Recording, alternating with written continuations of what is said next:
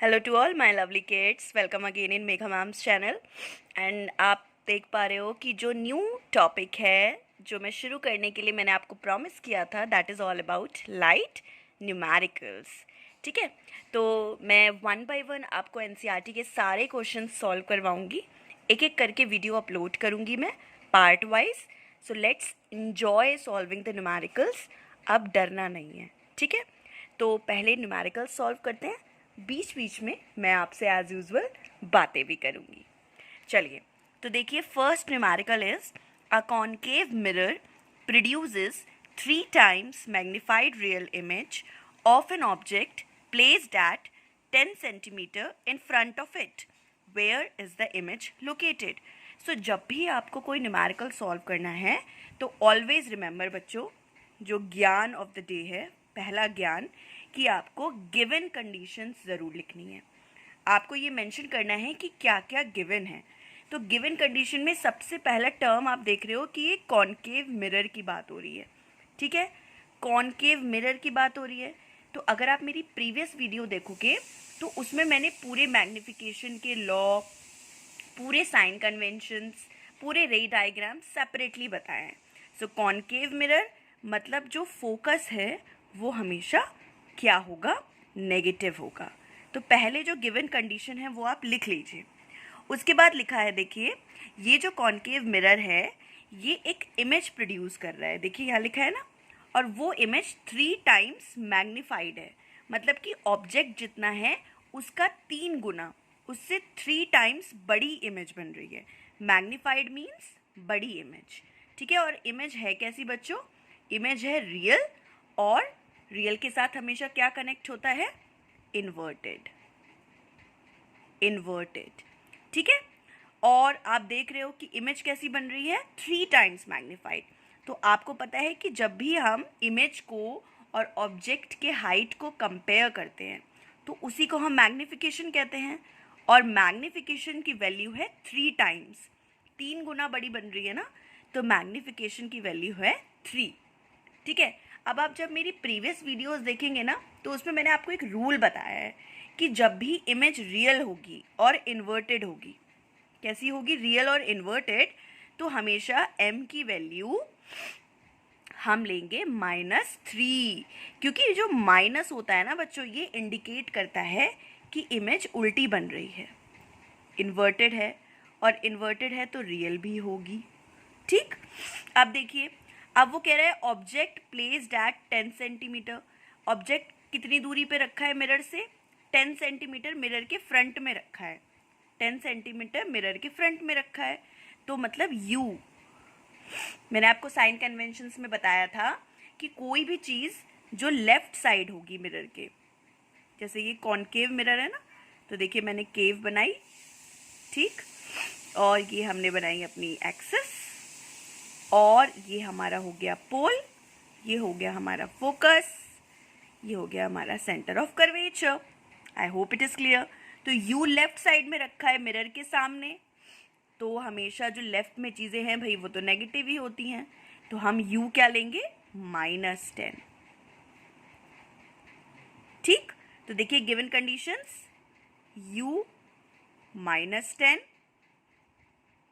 m -3, और इन दोनों के अलावा बस हमने ये चीज़ निकाल ली है कि जो फोकस है ना, फोकल लेंथ, वो नेगेटिव होगी। v के बारे में हमें नहीं पता है, क्योंकि where is the image located, ये v पूछ रहा है। दे आर एक्चुअली आस्किंग कि v की वैल्यू क्या होगी, और v मतलब कि इमेज कहाँ पर लोकेट होगी, कहाँ पर बनेगी। तो देखिए अब हमारे पास बच्चों दो तरीके हैं, या तो मैं मिरर फॉर्मूला लगाऊं, ठीक है, या फिर मैं उस मिरर फॉर्मूला की तरफ फोकस ही ना करूं। क्यों? क्योंकि जब मुझे उसकी ज़रूरत ही नहीं है, उसके बिना ही काम हो जा रहा है। अब भाई देखो, फोकस मुझे पता नहीं है, ठीक, यू पता है, वी पता करना है, तो भाई तीनों में से 2 चीज़ें तो पता होनी चाहिए ना, बस उसकी प्लेस पर m है। तो अब m का भी एक फॉर्मूला होता है। मिरर के केस में वो क्या होता है बच्चों? -v/u। क्या फॉर्मूला होता है? -v/u, और m की वैल्यू आप अप्लाई कर दो, ठीक है। m की वैल्यू -3, माइनस वी है तो minus v as it is, और u की वैल्यू क्या है बच्चों, -10। तो अब क्या करेंगे, पहले इस माइनस को कट कर दो, तो ये बचा आपका v/10।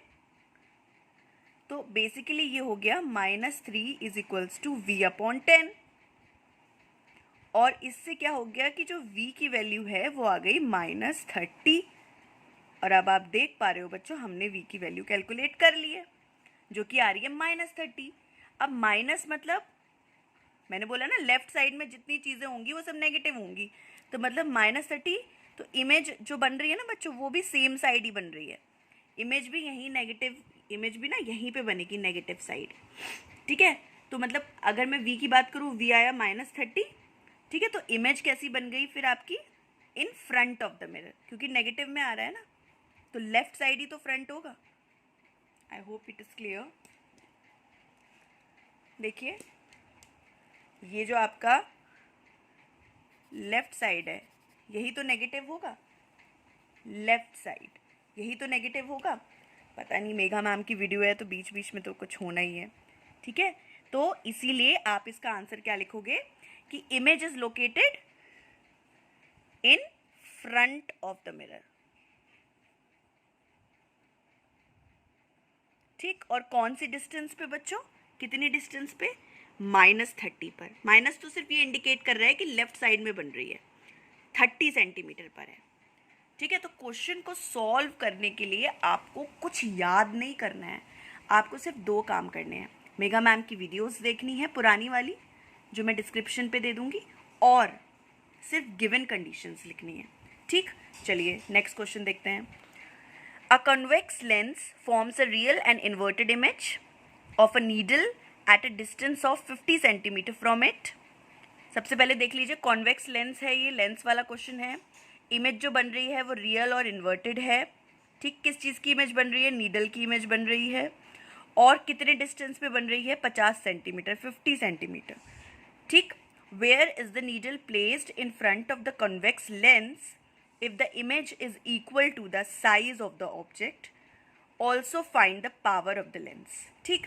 तो देखिए बच्चों, पहले वही सेम अप्रोच, गिवन कंडीशन है, कॉन्वेक्स लेंस है, तो भाई कॉन्वेक्स के लिए चाहे लेंस हो या मिरर हो, फोकल लेंथ तो हमेशा भाई पॉजिटिव ही होगी, ठीक। अब देखिए यहाँ पर जो कंडीशन है वो इमेज की डिस्टेंस दी हुई है ना, इमेज बन रही है 50 सेंटीमीटर पर, ठीक है। अब आपको ये कैसे पता चलेगा कि ये 50 सेंटीमीटर नेगेटिव है या पॉजिटिव है, कि लेफ्ट साइड बन रही है राइट साइड, इसके बारे में तो अभी हम कोई जानकारी नहीं ले सकते। तो अभी हम सिर्फ ये लिख लेते हैं कि भाई v की जो वैल्यू है वो 50 है। अब माइनस है या प्लस है, अभी हमें इसकी कोई नॉलेज नहीं है, ठीक। अब कंडीशन ये है कि where is the needle placed, मतलब कि वो कहाँ, ऑब्जेक्ट को किस दूरी पे रखना है हमें, ठीक, यू फाइंड आउट करना है। और आपको ये दिख रहा है, कंडीशन ये है कि जो इमेज है ना वो इक्वल है साइज ऑफ द ऑब्जेक्ट के। मतलब आप ये देख सकते हो कि मतलब जहाँ इमेज बनी वहीं पर ऑब्जेक्ट रखा था और इक्वल साइज का बन रहा है, ठीक। तो ऐसा कंडीशन कब होता है, अगर आप मेरे रे डायग्राम्स देखोगे, ऐसा कंडीशन होता है जब इमेज होता है या ऑब्जेक्ट, जो इमेज कंडीशन है वो 2f पर होती है। ऑब्जेक्ट कहाँ रखा हुआ है बच्चों, object is placed at 2f, ठीक। ऑब्जेक्ट 2f पर है और इमेज भी कहाँ बन गई, 2f पर। ये वो कंडीशन होती है, ठीक है। तो मतलब आपको ये याद रखना है कि 50 सेंटीमीटर दूर रखी है, तो मतलब कि जो 2f है वो 50 के इक्वल है। तो जो f की वैल्यू आ गई बच्चों वो आ गई 50/2। तो जो f की वैल्यू आ गई वो आ गई 25 सेंटीमीटर, ठीक है। तो कहाँ रखा हुआ है ऑब्जेक्ट, ऑब्जेक्ट रखा है 2f पर, डबल ऑफ फोकस, ठीक। और अब वो पूछ रहा है फाइंड द पावर, तो पावर का एक न्यू कॉन्सेप्ट है, फॉर्मूला देख लीजिए। पावर हमेशा होता है 1/f के इक्वल, और कंडीशन ये है कि जो f है वो मीटर्स में होना चाहिए। ये एक यूनिक फॉर्मूला है जो मैंने आज आपको पहली बार बताया है। तो अब आप देखिए, फोकस जो फोकल लेंथ है वो मीटर में होनी चाहिए, हमारी 25 सेंटीमीटर में है, तो जब आप सेंटीमीटर को मीटर में करोगे तो इट विल बिकम 0.25, तो ये हो गया 1.025 and it will give you 1.025। तो आप अगर पॉइंट हटाओगे तो यहाँ ऊपर 2 0 आएंगे, ये नीचे आएगा 25, और 25 और 100 ये हो गया 4, 4D, और D मतलब होता है डायप्टर। पावर के बारे में मैं एक सेपरेट वीडियो बना दूंगी, डोंट वरी। तो देखिए इस तरह से मैं अब पार्ट वाइज आपको हर एक न्यूमेरिकल सॉल्व करके दिखाऊंगी, एनसीईआरटी का एक एक न्यूमेरिकल। प्लीज़ कनेक्ट रहिए, बोर मत फील करिए, ठीक है। बीच बीच में खूब बातें करेंगे। देखिए अभी पेन की भी गड़बड़ हुई थी कुछ, ठीक है। तो अगर कुछ भी नहीं समझ में आया तो प्लीज़ कमेंट्स में पूछिए, और please don't do rote learning, ठीक है। मिलते हैं थर्ड एंड फोर्थ क्वेश्चन के साथ। Till then bye, take care.